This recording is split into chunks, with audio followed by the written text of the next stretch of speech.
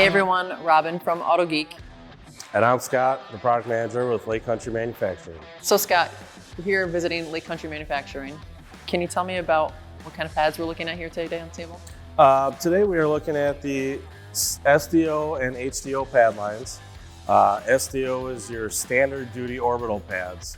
They work great on force rotation tools, short throw DA, long throw DA, and rotary. HDO pad is a heavy duty orbital pad.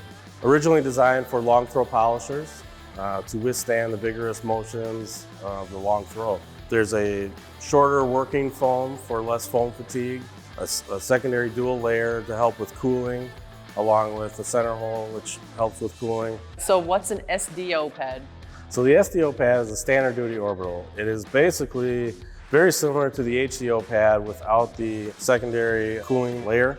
It's a little bit thicker foam, a little more generous for curves and contouring.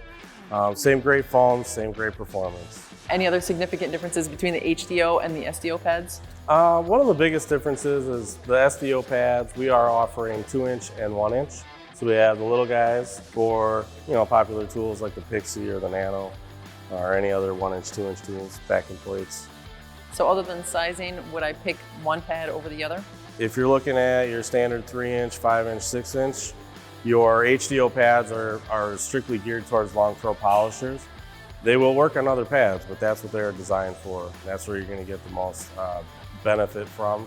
SDO pads, they're one of our most universal lines. They'll work on any tool. So it's mostly about the functionality then, between Yep. the two pads? More functionality than anything. Thanks for talking about the difference on that. For more information on SDO and HDO pads from Lake Country Manufacturing, check out autogeek.com.